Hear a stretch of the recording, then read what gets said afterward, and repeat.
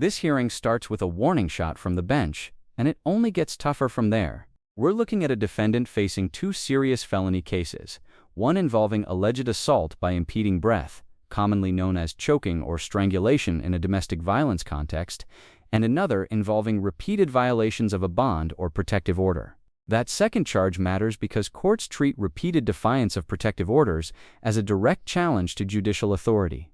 When a judge orders no contact, that order is not a suggestion, it is a command. Now pay attention to what's at stake here. The defendant is hoping for deferred adjudication, or probation, which could mean avoiding a final conviction if all conditions are met, but the court is going to weigh more than just a clean record.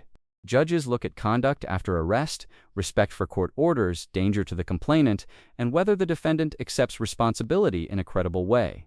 If the allegations include jail calls to the protected person, that can completely change the court's view. You're also going to hear defense arguments about family, children, health problems, and future plans. Those are common mitigation strategies meant to humanize the defendant and argue for leniency. But the prosecution side of the facts, especially repeated no-contact violations and family violence allegations, can outweigh sympathy fast. And then comes the twist: confusion over dates, missing evidence, arguments over whether the case can even proceed as charged, and finally a blunt sentencing decision from the judge. Stay locked in, because this hearing becomes a masterclass in how quickly hopes for probation can collapse inside a courtroom. So he's not a good candidate for probation. I'm not giving him probation. Does he not understand what no contact means? No contact means no contact. Charge where you're choking her. There was a protective order in place, and you were calling the complainant from the Bexar County Jail. Mr. Ross, in each cause number, did you review the application for deferred adjudication with your attorney? Did you understand it and sign it? Yes, I did. And each cause number, did you review the true bill of indictment with your attorney? Did you understand it?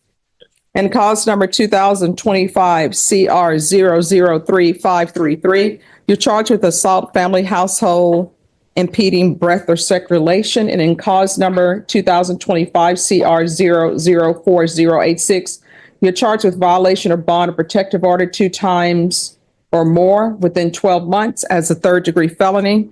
Range of punishment in each of those cause numbers is anywhere from 2 to 10 years in prison and up to $10,000 fine. In each cause number, did you understand that the court would grant your application for deferred adjudication? If for any reason your deferred adjudication were revoked, the court could find you guilty and sentence you up to 10 years in the prison and up to a $10,000 fine. Yes. In each cause number, punishment is to be assessed at 4 years in the prison. There's a $1,500 fine. State is silent on your application. The cases will run concurrently. There's to be no contact with the complainant. And in the cause number ending in 33, there's an affirmative finding of family violence. Did you understand with an affirmative finding of family violence, you're not allowed to own or possess any weapons or ammunition? Yes. Did you understand with an affirmative finding of family violence, you're not allowed to be designated as primary custodial parent? Yes. Then in cause number 2025 CR 003533, how do you plead? Guilty, not guilty, or no contest? No contest. And in cause number 2025 CR 004086, how do you plead? Guilty, not guilty, or no contest? No contest. All right. So Right here, the hearing turns technical, and technical issues can decide felony cases. The judge is reviewing the dates tied to the alleged protective order violations, and if the paperwork doesn't match the allegations, that's a serious problem. In criminal court, details matter. Dates matter. Supporting evidence matters. You cannot simply assume facts into the record. The defendant pleaded no contest, which means he isn't formally admitting guilt the same way a guilty plea would. That creates a strategic issue. The defense wants the benefit of a plea arrangement without making extra factual stipulations that could damage a request for leniency. Smart move or risky move depends on the judge. This is where some defendants think court is only about emotion. It's not. It's also about procedure. If the state can't prove required elements, charges can weaken quickly. But if the judge believes the overall conduct is clear enough, those procedural cracks may not save the day. What would you do here? Challenge every missing detail, or accept responsibility early and hope for mercy? the cause number, and maybe I don't see it. And cause number 86, I don't see the other dates. I don't see the December 6th, December 11th. What those dates are referring to, which I guess we could figure out how to put in the situations where those were days that the defendant called the victim from jail. So those will be reported to jail. All right, And so, we've been provided with those, Judge. I'm sorry? We've been provided those. Well, are you stipulating that, because he pled no contest? Is there a stipulation that he made phone calls to the complainant from the jail on December 6, 2024, and December 11, 2024,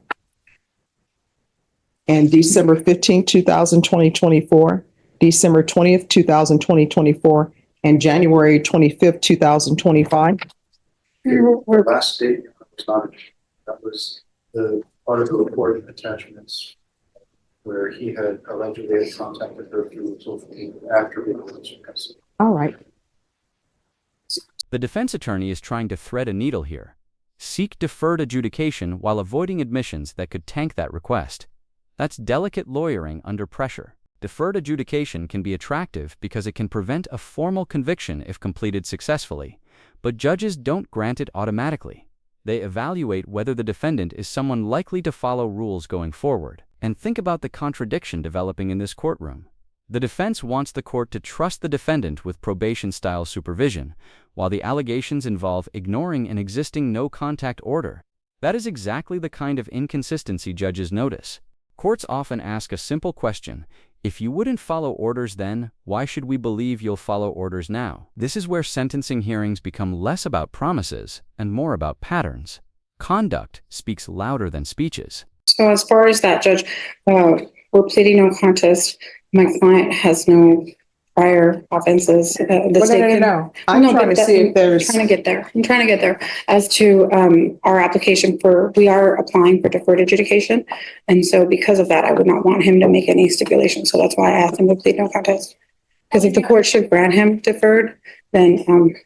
Well, here's the thing. I don't have that in the stipulations to prove the 2025 CR 004086. Now, if somebody wants to amend this and attach jail calls, they can attach it, but I don't have enough proof in here for these other dates. The only date that I have in the stipulated evidence is I have a date from January 5th for violation of protective order, but the other dates I don't have in here.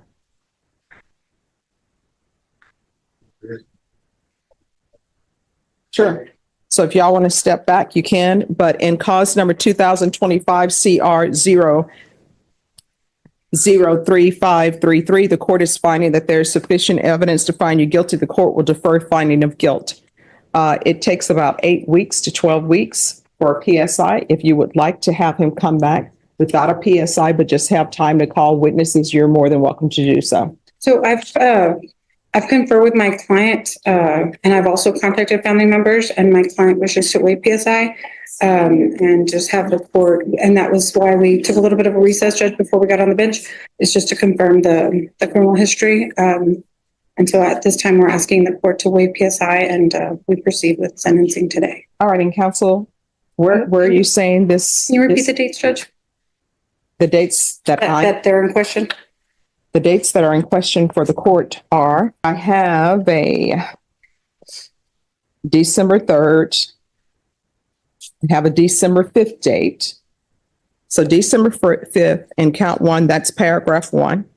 So I'm looking for the December 6th date. I don't see the December 6th date in here. And then there's a December 11th date. I don't see the December 11th date in here. Okay, so where's the?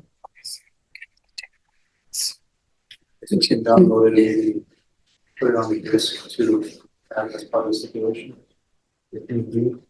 Well, December 2nd was the date of offense. I was just trying to confirm that, Judge. Well, so here's the thing. If he's not going to stipulate that what's in the indictment, the dates, then we can't proceed. I can't proceed on those dates.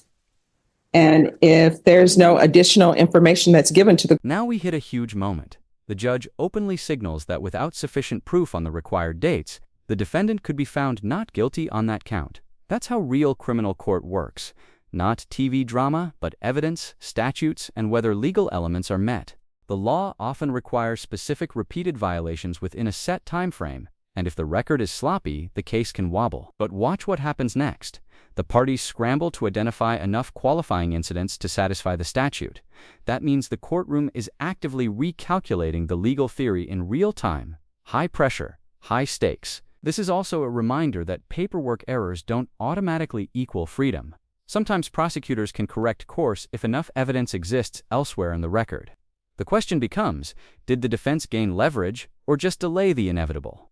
Then the court is going to find him not guilty of this because And Your Honor, if I may, Ashley Jones for the record, all that's required for the statute is 2 offenses within a 12-year period. The first offense is going to be, December 5th, which is listed in the report, and then the second offense would be the January 25th date, which is in the report. So that would be 2 violations within a 12-month period, and we can scratch or amend the.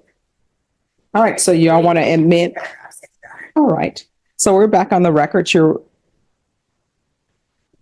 Well, I don't even see the January 25th date in here. It says January 23rd, yes. Well, that's they have it listed as report time. I don't know if that's the report time when they made the police report or the report time for this offense. Wait, just one moment. Let me see. All right. You're correct. So that on or about date time is the time when they filed the report, but also the time when she's saying it happened. So the court will find there's sufficient evidence to find you guilty in 2025 CR 004086. The court will defer finding of guilt as you apply for deferred adjudication. And you're saying that you wish to waive PSI? That's correct. All That's right. What do you wish to say on behalf of your client? Here comes mitigation mode. The defense starts presenting age, hometown, long-term relationship history, and the fact that the couple shares 3 children. This is designed to reframe the defendant not as a case file, but as a father, partner, and young man with a future. Defense lawyers do this because sentencing is deeply human. Facts matter, but perception matters too. However, there's a danger in relying too heavily on family ties when the underlying allegations involve harm within that same family dynamic. Judges can hear they've been together since they were kids very differently than the defense intends. Some may hear stability, others may hear a long cycle of dysfunction. And when the defendant declines to testify personally, the attorney must speak for him. Sometimes that's wise, sometimes a judge wants to hear remorse directly. What do you think? Should he have spoken for himself? Your Honor, my client, he's 27 years old. He is not native to Texas. He's from Indianapolis, Indiana. I'm sorry? Chicago, Illinois. I apologize, but he, as mentioned before, he's 27 years old. The victim and him are obviously very familiar. They've been together since they were children. So I think since they were like 16 years old. Is that right? 16? 15. Since they were 15. Does he want to testify? No, Judge. Let me just finish. I'm so sorry. All right. So you can't get information from him, then turn back to the court to give whatever information he's given you if he's not going to testify. Okay. I'll just All proceed. right. I'm sorry, Judge. No problem. And they do have 3 children together. And obviously they've had a myriad of things happen, I guess, in their lives, and they have both matured and progressed. And my client wishes to accept responsibility. He understands that the only way he's going to see his children, because that was another thing that we talked about, was that there will be a no contact order. That is something that obviously he's vehemently opposed because he does have 3 children. And so I did advise him that this would be part of the plea agreement. And if he wants to hire a lawyer and, get some custody issues and orders in place so that they can go around that order, in order for him to be able to see his children, because obviously the state is not asking for a no contact order with the children. It would only be with the mother, the natural mother, which is the victim here. I have spoken to his father. I am not sure if yesterday he was on the Zoom and standby, and I mentioned him that he would at the same time today. And I don't know if he's in the waiting room or not, but notwithstanding, my client does want to go forward. Now, the defense reaches for every possible mitigating factor: prior acquittal, dismissed protective order proceedings, health issues in custody, and even military recruitment. This is a classic total picture argument, asking the judge to see potential, not just misconduct. But let's be real. Judges often separate aspiration from accountability. Wanting to join the military, wanting to rebuild life, wanting to parent your children, those goals can help, but they don't erase behavior that brought someone to sentencing. Courts usually focus first on safety, compliance, and credibility. The mention of significant weight loss and health problems in jail is also strategic. It suggests punishment has already begun. Sometimes that resonates, sometimes it doesn't, especially when the court believes the defendant created the circumstances by repeated violations. His father obviously speaks very highly of him. Unfortunately, he did get arrested in February 27th, which is when he got booked for the last time. So he's been obviously in custody for almost going 3 months now. He's got health issues at the jail, Your Honor. He's got psoriasis. He lost about 110 pounds in those 3 months. So he's had some kind of health limitations. And so a lot of that is going into why we have this agreement. Obviously, I've explained to him multiple times, that we could ask for a jury trial from the court. But given the history with these people, that obviously he wants to accept responsibility, and he's wanting to do that today, Judge. And with respects to just putting it on the record, I do want to state that we took a little bit of time going over the criminal history. There was a jury trial that happened in December of 2019 in Indianapolis, Indiana. So that's why I'm sorry I was confused about the city. That there was an actual jury trial, and he was adjudicated not guilty with the same victim. There was also I want the court to take judicial notice of clause number 2025 CI 04103. There was an application for protective order that was made by the victim February 25th, 2025, and it was non-suited in April 17th of 2025. My understanding, and the prosecutor wouldn't really talk to me too much with respects to the protective order, Ms. Colon, but she did confirm that it was non-suited due to her leaving the state. So the victim— Due to what? The witness leaving the state. Okay. So as we stand here today, we have, obviously my client hasn't had any contact with her since then. And then, but she has been in contact with the state, which obviously, we know that is for a fact, but obviously he's very concerned for his children. He wants to know their whereabouts. And he did meet with a recruiter, and I did speak to him on the phone. He would not come in for the PSI. His name is, Eggerson is his last name, Sergeant Eggerson. And I did call the number, let me see, on Potranco Road. It's 11223 Potranco Road. And unfortunately, Mr. Ross was in the process of being recruited to the Army. And so obviously he understands that accepting responsibility for this charge, and should the court grant him deferred, he will not be able to possess a weapon while he's on deferred. But the hope, I guess, is that once he's completed the deferred, is that he'll be able to enlist at that time. So our agreement right now is 4 years. Now the court can give him probation, the court can sentence him, or the court can give him deferred, which I believe he's legally entitled to because he has no convictions. What do you mean he's entitled to deferred adjudication? Okay. Legally.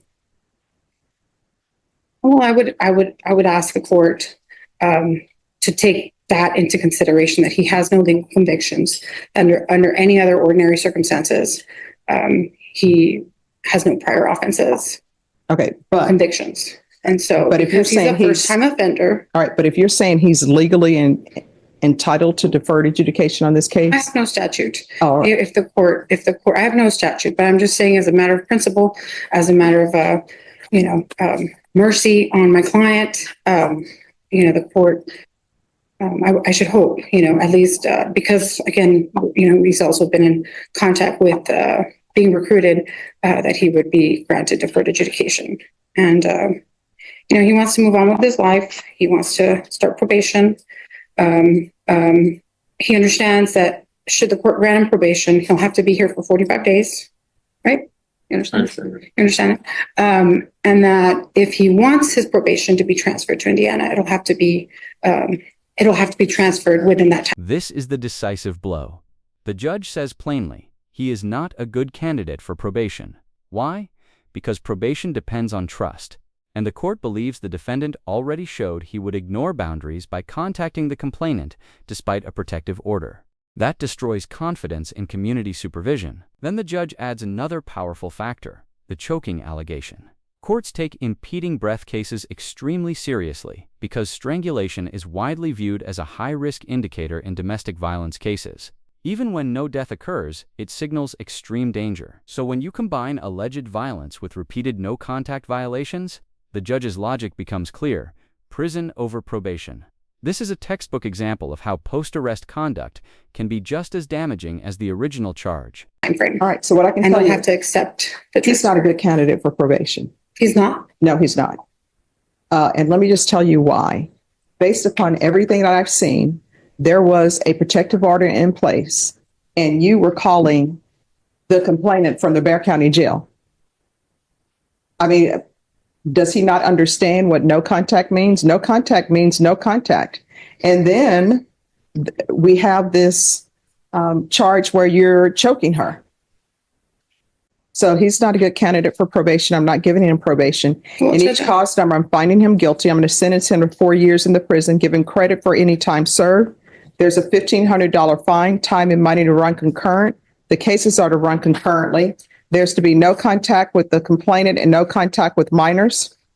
And cause number 2025 CR 003533.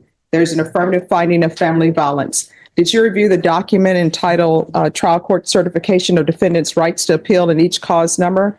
With your attorney, did you understand it?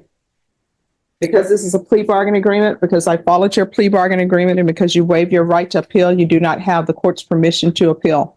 Because one of these cases carries an affirmative finding of family violence, and also because it's a felony conviction, you're not allowed to own or possess any weapons or ammunition. If you have a question over what a weapon or ammunition is, you'll need to speak to an attorney. Sorry, may I speak to my bad, please? Your attorney said that she did not want you to speak. The court has passed sentence. I didn't know that I couldn't. I thought I had the whole time to testify. I thought she would. I asked you if All you right, were so, for jury trial. they're going to take you back. If Can I there's something please- else you all want to discuss, if you want to file a motion, you can file a motion and the court will hear that motion. What a dramatic ending. Despite efforts to secure deferred adjudication or probation, the judge imposed 4 years in prison, concurrent sentences, fines, no contact orders, and an affirmative family violence finding carrying long-term consequences. The core reason was simple. The court did not believe the defendant could be trusted to obey supervision after allegedly violating prior no-contact orders. This hearing shows an important truth about sentencing. A clean record can help, family support can help, future plans can help, but none of it guarantees leniency when the judge sees repeated disregard for court commands and risk to another person. Judges often sentence based not only on what happened, but on what they believe will happen next. And that final moment, where the defendant says he wanted to testify after sentencing, adds another layer of courtroom tragedy. Timing matters, strategy matters. Speaking up late can be too late. If you found this case as shocking as we did, make sure to hit that like button, share your thoughts in the comments, and don't forget to subscribe for more jaw-dropping courtroom breakdowns. Yeah, can I please speak on I don't know what I just want to testify. I didn't